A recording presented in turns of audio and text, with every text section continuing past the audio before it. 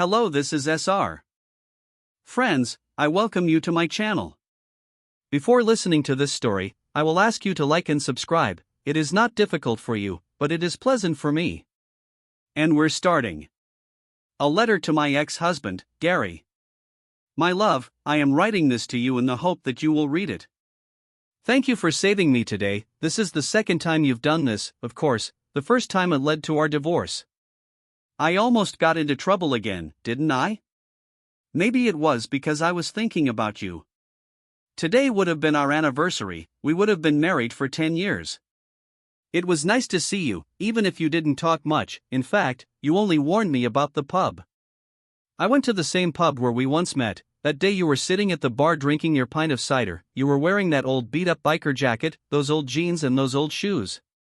Now I know you didn't have to wear these clothes, but you felt comfortable. Now I know that you owned a warehouse company. You looked so serious even though you were chatting with your friends about football. You've always been serious, haven't you? I remember when you bought me a Manchester United t-shirt so I could sleep in it. You said I was the most beautiful woman in the world when I put it on. You made me feel like the most beautiful woman, no matter what I was wearing. To have a tall, strong male gentleman looking out for me was amazing. I'm sorry, Gary, I'm talking incoherently, I'm going back in time. Anyway, at least a few hours ago I was sitting there drinking half a cider when two men started talking to me. I didn't encourage them, I hadn't really been with anyone for 2 years, I wasn't interested in being picked up. So I'm sitting there in jeans, a t-shirt, and Doc Marten boots, the standard set when we went out together, right, Gary? Anyway, they made me chat and gave me drinks. I knew what they were doing. So I sipped my cider and didn't really drink much, at least that's what I thought. They were both big men compared to me, of course, and I was a little worried about what might happen if they insisted. I looked around and saw that I was the only woman in the bar. When one of the guys, Rob, touched my knee and the other guy, James, touched my shoulder, I realized that I had made a mistake by coming here. That's when I heard heavy footsteps and hoped it wasn't another guy wanting to grab a piece of me. But I felt that it was you. At first I didn't want to turn around. I smelled your aftershave, the one I bought you. I turned slightly and looked down. I saw that you were still wearing those old work boots with a steel toe. I also smelled your leather jacket when you came up to the bar. You didn't say anything at first. You put your hand on my shoulder and turned me to face you. You touched your lips to mine for a moment. I almost died of shock. You haven't changed a bit, maybe you've become a little more careworn, and now you shave your head and have a little goatee, but you're still the handsome man I knew. The men must have known you, and they noticed the way I looked at you. They both apologized to me and to you and went to the end of the bar. Thanks for saving me, I was being stupid again, wasn't I? You didn't tell me anything, you just took my hand and led me to your car. I tried to talk to you, but you didn't answer. I know you swore never to talk to me again, but damn it, it really was a dead silence. We got to our house, my house, and you walked around the car and opened the door for me. Finally, you told me. Be careful next time, this pub is not the same as it was. Take care of yourself. With that, you left. I went into the house, cuddled up to our cat Misty and cried. Gary, my love, I know we divorced 2 years ago, but honestly, you're hard to replace. I have never met a more caring or kind person in the 2 years that we were apart. I know it was my fault that we broke up and eventually divorced. It's a good thing we didn't have children. I've heard from friends how divorce can affect children. I want to say that I'm sorry about what happened. You know I didn't have full-fledged lovemaking with that bastard. But as you know, we did kiss. That's how you found us, isn't it? And I crossed all the boundaries that we set for ourselves. Until now, I haven't had the opportunity to write or talk to you since you left me. I haven't had the opportunity to tell you that I'm very sorry and that this was the only time something like this happened. He plied me with booze most of the night, and I was on a business trip 300 miles away from you. I was sad because you weren't there for me.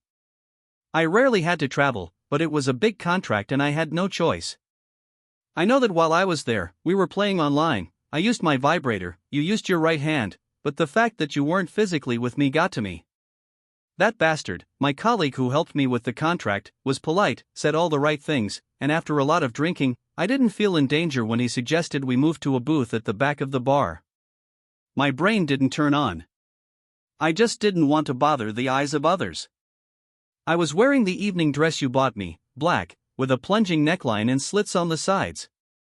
I know you like it. I know the bastard liked it too.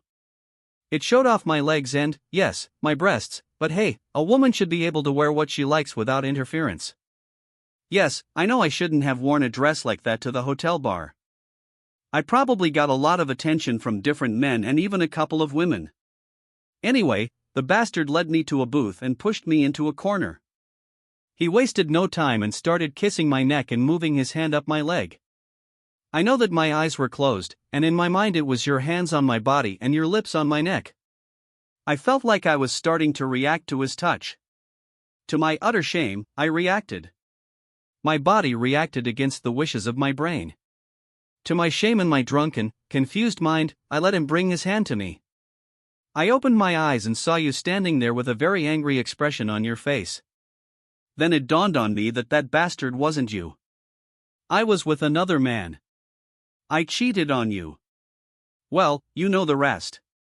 I pushed the bastard away from me, and he hit his head on the table. I straightened my dress and put myself in order. It was difficult. My brain was not working, and you had to help me.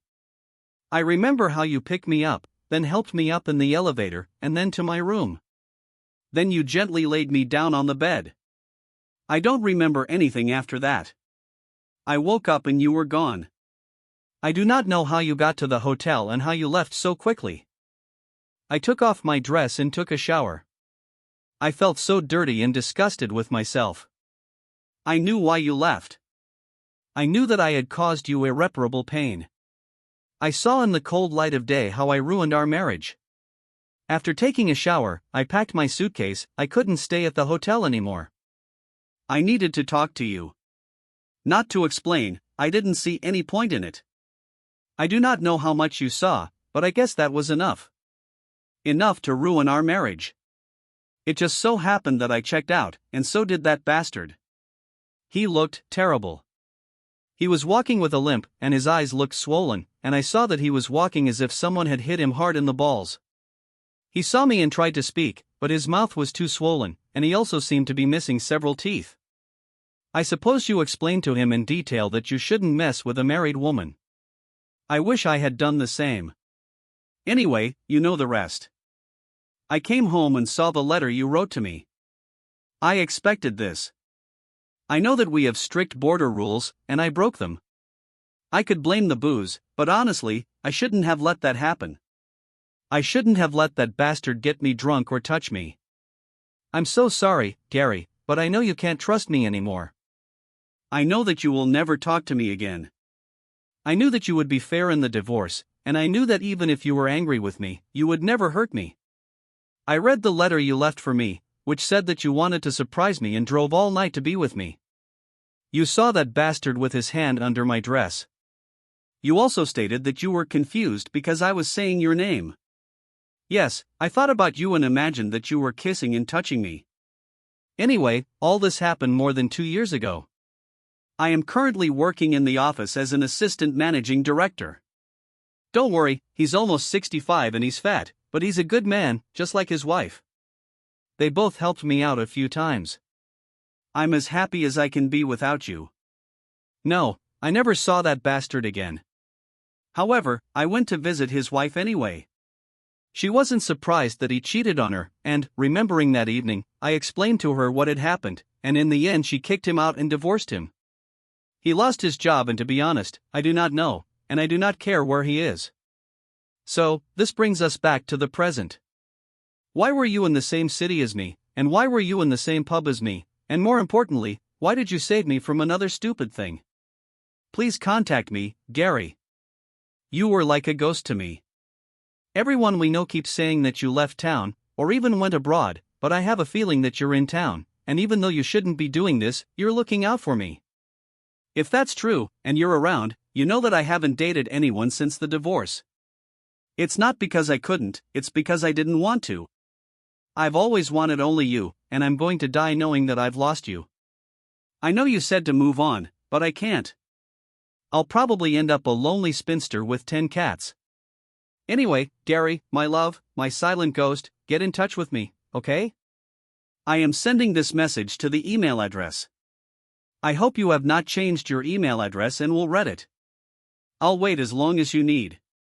Your loving ex-wife, Carrie. The answer to the ex-wife, Carrie. Well, I admit I'm surprised to hear that from you. I tried to stay away from you. I still feel something for you. Otherwise, why did I save you from those vultures? I'm a little confused about my feelings for you. I've forgiven you, and maybe under different circumstances I'd like to be friends again. But when I close my eyes, I see you and that bastard, and thoughts of who else you might have been with come to my mind. Yes, I know. You said it was once. Yes, I know. You said you were drunk. All of this may be true, but what I saw changed my feelings for you. You know I'm a complicated and serious person. I don't do anything without a reason. The day I drove 300 miles to surprise you and eventually found that bastard touching you was a shocking day for me. I admit that we talked with him. It wasn't a good conversation. I just beat the crap out of him and told him never to talk or date you again. I'm glad you found a new job, and I'm glad Fred and his wife are looking out for you. Yes, I know them, and yes, I recommended you to them. You see, sometimes I can be a good guy. As for saving you from these guys in that pub, they obviously knew me. But they didn't know who you were. I haven't really talked about you in the last 2 years. There's really no need for that. They saw a beautiful woman sitting in a bar drinking. Just so you know, this pub has changed. It's not a place for a single woman. Some of the women I know complained about inappropriate touching by men in the pub. This is what some people call a meat market. So please don't go there again. As for looking after you, well, maybe I've been following you, but only through mutual friends. I asked your friends to tell you that I'm not around. If they told you that I moved or left town, it was their choice, not mine. In fact, I live in a studio apartment a few streets from your house. I'm surprised you haven't seen me running around the streets. Yes, I'm running now. I'm working out at the local gym. Yes, I saw you walking to work. Several times you even walked past me and looked at me. I thought you might have recognized me. But on the other hand, I have changed my appearance somewhat. I'm glad you approve. So just to be clear, I didn't chase you, but I helped you at various times. If you think about it, you can remember something. Anyway, now you've got me talking incoherently. Yes, I own a warehouse company. Yes, I could stop working, but I prefer to help in the warehouse. Okay, enough about me in the past. To be honest, I really feel something for you that I'm not quite sure about. But I think it's time for us to talk face to face. I haven't had any romance in my life since we got divorced. I won't say that I didn't have anything with anyone. Your friends probably kept you informed about my personal life. So I was definitely not a monk. But I just haven't found the same connection with anyone as I have with you. I know it's sad, isn't it? 2 lonely people in the world are trying to move on. I know I told you to move on, and I tried to follow my own advice. But when I close my eyes at night, I think about you. So I'm not sure how we're going to do it. I remember the saying, never go back to your ex-wife or ex-girlfriend. So I'm taking a risk. I want to meet, just to see if my feelings for you have changed, or if it's really time to move on and really forget about you. I'm leaving my phone number. When you're sure of your feelings for me, and if you're serious about a relationship, then let me know. I'm not promising anything and I don't expect anything. We'll be 2 people for the evening. At least that's my expectation. And just so you know, yes, I'm watching Manchester United, and I also have that shirt I bought you. I'd like to see you in it again one day. Okay, enough about that. Get in touch with me. Find a place for a date, a restaurant or a snack bar where you can go dancing. It doesn't matter. Just find a place where it's convenient and let's see what happens, right? Wednesday, I was sitting at my desk sorting through some papers when my cell phone rang. I didn't recognize the number and wanted to ignore the call. I usually don't answer unknown calls. Too many scammers are calling. But then I realized that it could be my ex-wife. So I answered. Hi, this is Gary. Hi, Gary. Is this Carrie? Am I at a bad time? It's okay, Carrie. Remember that I'm the boss. I can be free at any time, I said nonchalantly. I felt relieved at the other end of the line. Gary. You mentioned going on a date in your letter, she said carefully. I smiled to myself. Yes, I mentioned that, didn't I? And yes, I'm serious. It's time for us to talk. Do you have a place in mind? Actually, yes, Gary. A new restaurant has recently opened. It serves gourmet dishes. Several of my friends were there and they liked it. And on Friday evenings, they have a regular DJ. And if customers want to dance, there is a dance floor. That's why I took the liberty of booking a table for 7:30 p.m. on Friday, if you don't mind. She hesitated for a moment before continuing. If you want, we can change the place or time. Carrie, it's okay. I know a restaurant that I was going to go to myself one day, and 7:30 p.m. sounds good to me. As far as I understand, the dress code is casual. So if you don't mind, I'll wear jeans and a shirt. You know I hate suits. I felt her relief and joy. Thank you, Gary. It means so much to me. And yes, you can wear what you like, but I'll try to impress you. So don't be too surprised if I dress glamorously. All right? If that's what you want, Carrie. Anyway, I'm looking forward to the evening. Just remember, no matter what happens, I don't want preconceived ideas and don't put too much into this evening. I don't want to hurt you. Gary, to be honest, I'm just glad that we're talking, and I'll be able to spend some time with you. Anyway, Gary, I need to get back to work, no matter what it takes. I love you very much and I'll do everything I can to get you back. The last words came out of her mouth in a hurry, as if she was afraid that I would stop her from saying it. Okay, Carrie, thanks for telling me about your feelings. To tell you the truth, I knew you wouldn't stop loving me. Another question is whether I can love you again. I'm looking forward to you trying to convince me. Bye. See you on Friday. We'll meet at the restaurant, okay? Gary, thank you again. This is more than I could have hoped for. I'll be waiting. And now I have to go. Goodbye, my love. I could practically feel her happy smile, and yes, I smiled too. Goodbye, Carrie. I'll see you on Friday. I turned off the call and leaned back in my chair. Was it a good idea? I thought to myself, do I really want to go back to Carrie? Partly yes, but partly I'm not sure. I sorted out the paperwork, walked around the warehouse, talking to my employees. When 5:30 p.m. struck, I left work and went home. Today is Wednesday, so I have 2 days to prepare. I had a snack and then went to the gym. I went into the men's locker room, changed my clothes, and then went out to the gym's training area. I turned to the punching bag hanging from the ceiling and beat the bag with my fists and feet, sweating a lot at the same time. There were probably 10 people in the gym. I didn't really pay attention to them.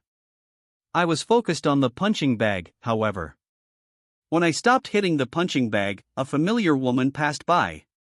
She was wearing headphones and she was focused on herself. She was wearing a crop top and tight shorts.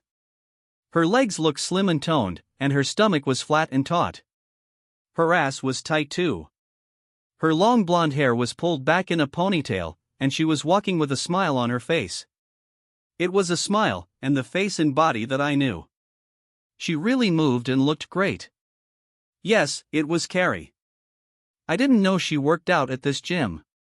Several men saw me looking at Carrie. One guy I knew, David, who I sometimes sparred with, laughed and said, "Gary, there's no chance. She won't let anyone near her. Almost all the guys here have asked her out."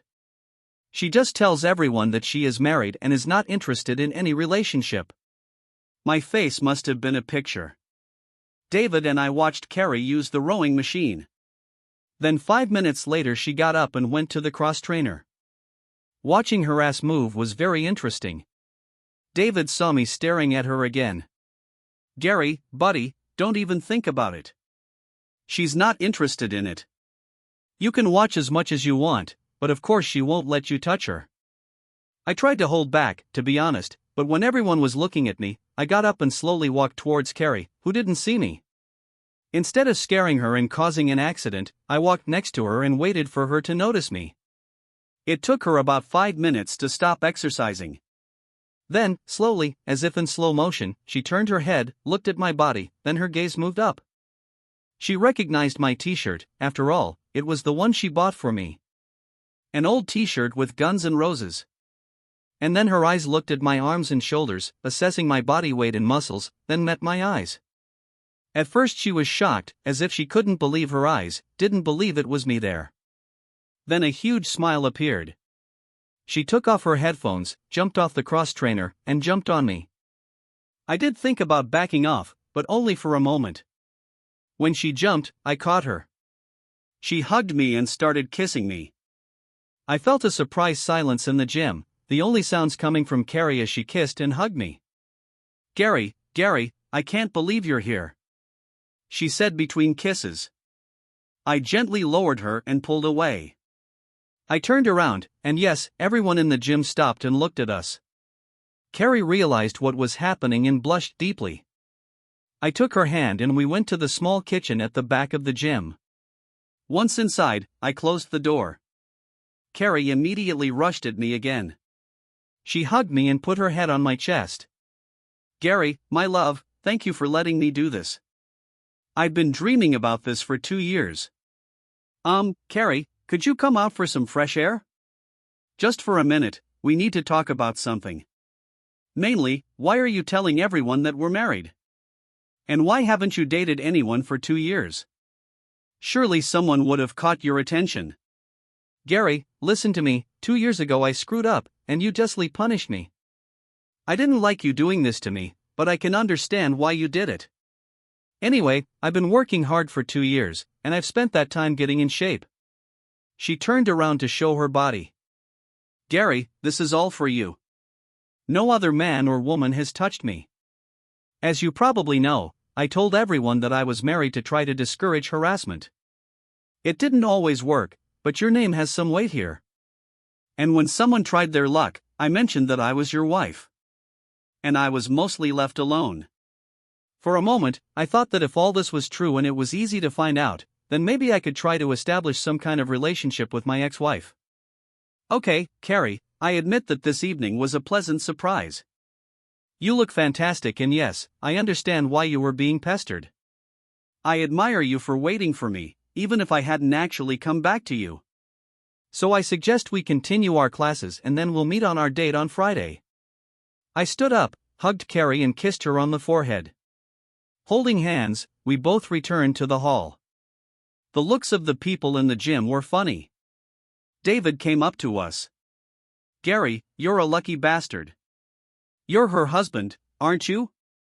"Well, technically it was, but she's my ex-wife," I said. Holding Carrie's hand, he smiled and said, "So she's not married to you. Can I take Carrie out for a drink?" At the same time, both Carrie and I said no. "Okay, I get it." He patted me on the shoulder and left. The others returned to their equipment and everything went back to normal. Carrie and I trained together and then I helped her lift a few weights that she couldn't lift as much as I could, but it was still impressive. After another half hour, we finished and, holding hands, headed to the gym lockers. We turned to each other and spoke at the same time. I raised my hand and she paused. "Carrie, it was great to train with you, and it was good to be with you, and it's nice to know the truth about your stay here. I will say again that you look fantastic.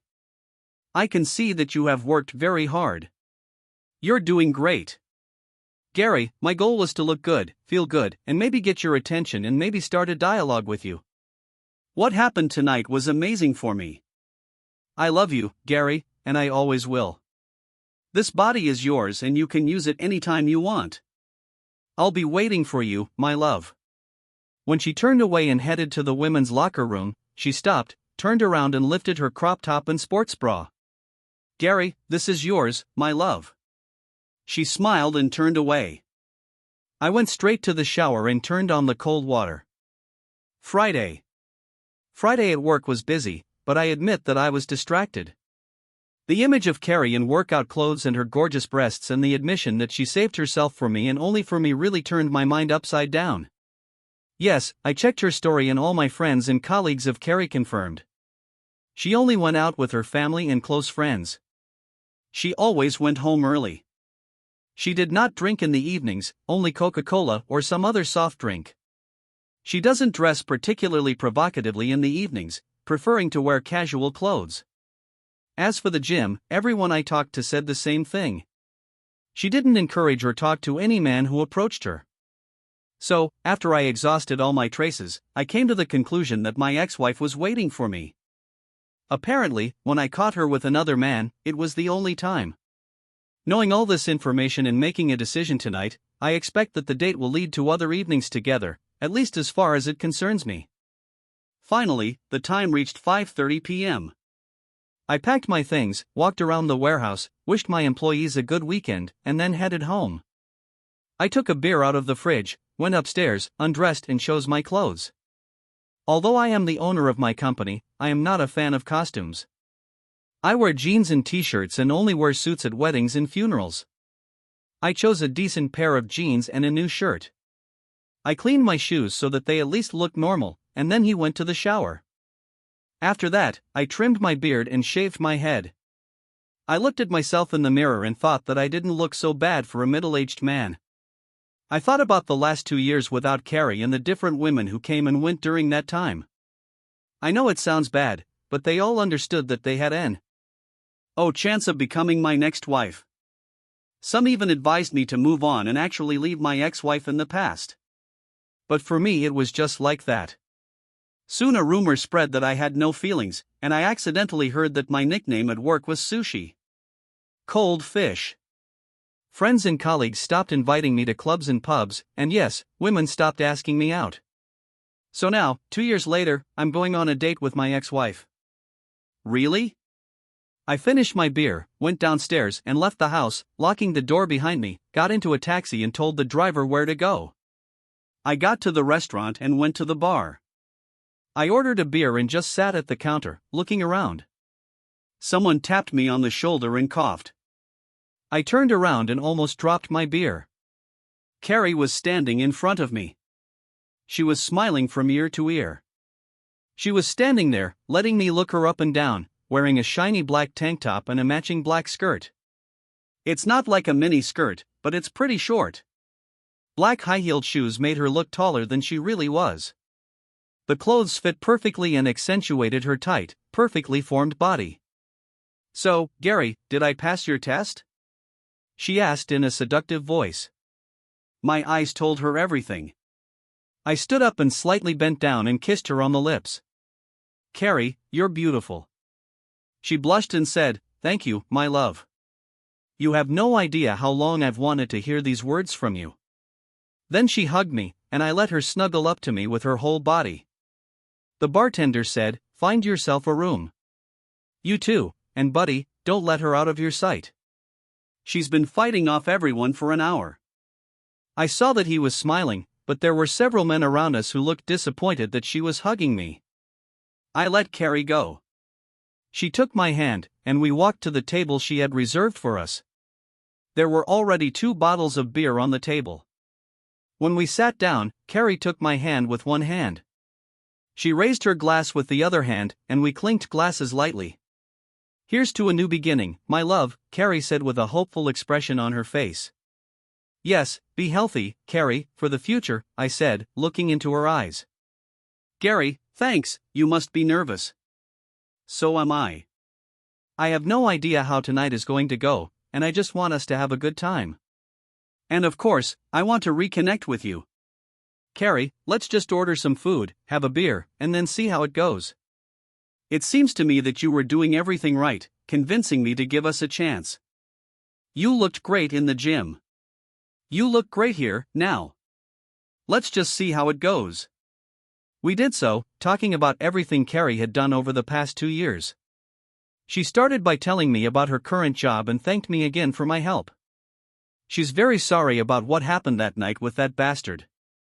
She repeatedly said how stupid she was and that if only she could turn back time, she would never let him seduce her. With tears in her eyes, she told me how she coped without me, working out at the gym to get fit. Then she said, "Gary, I want you to know that I haven't made love to anyone in 2 years, since the divorce.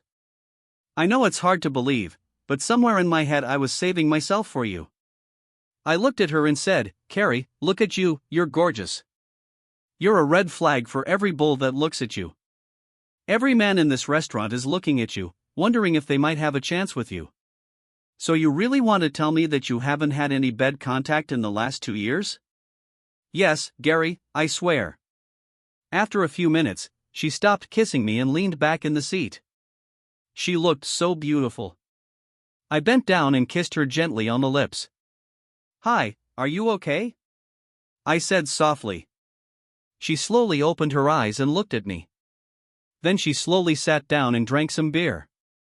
"Wow, Gary, I'm sorry, I seem to have lost control," she said with a smile. As soon as Carrie calmed down, we ordered food. In fact, we ordered only one portion and divided it among ourselves. We fed each other pieces of food. Yes, we were like teenagers on a date. Well, maybe that's how it was. We finished our meal, had another beer, and then headed to the dance floor. It was getting close to 9 p.m., so not many people were dancing, and the music was quiet enough for us to keep chatting. We both closed the alcohol issue and switched to Diet Pepsi. Carrie learned her lesson, and I didn't drink that much. 3 beers is my limit. Carrie moved onto my lap and kissed me. "My love, I am your mate tonight and hopefully for the next 30 or 40 years. I kissed her back. "Yes, Carrie, that sounds like a very good idea. Would you like to dance, my lady?" I said, somewhat exaggerating. Carrie took my hand. "Of course, good sir. I'd love to dance with you." I took her to the edge of the dance floor, and we hugged, kissed, and without any prompting, Carrie started dancing. She danced around me, rubbed against me. At some point she jumped into my arms, kissed and snuggled up to me. Of course, others did something similar, but Carrie outshone them all. We danced and kissed on the dance floor for a few more songs, and quite a few single men looked impressed by Carrie's dancing and looked at her with lust. I hugged her and led her to a door marked Beer Garden. We pushed open the door and saw a group of picnic benches. There was no one outside because the weather wasn't really the best. I picked her up and led her to one of the benches, and we kissed passionately. Finally, she whispered in my ear, "Take me, Gary. Give me back my love. My husband." We both shuddered and shook when we reached the climax. I pulled my ex-wife to me. "Carrie, I love you. You are the most beautiful woman I know. You really convinced me that you were serious about us being a couple again. Anyway, thank you for tonight." Carrie put on her skirt again and pulled up her top, covering her breasts. She was a woman who had just been used, but she looked very beautiful. I kissed her on the lips and took her hand. We opened the door to the restaurant, and every man standing next to the dance floor watched Carrie with his eyes. I led Carrie to a table, we paid for the food, left a generous tip, and then left the restaurant hand in hand. "I'm going to call a taxi now, and we'll go to my house. But I have to warn you that I only have a sofa bed, it's a king size, but it might not be what you're used to. Gary, you're fine anywhere, even if we sleep on the floor." When we got home, Carrie was already asleep. With a little difficulty, I unlocked the door and led her upstairs, carefully laid her on the bed and undressed her. I found one of my shirts in the closet that she bought me a long time ago, put it on Carrie, and then covered her with a blanket. Then I undressed. I thought the shower could wait until tomorrow. As soon as I slipped under the covers, Carrie reached out to me and curled up, resting her head on my chest. Her breathing was slow and steady, and soon my eyes closed too. Just before my brain shut down, I asked myself, was I better off with or without her in my life? That was my last thought before I fell asleep peacefully.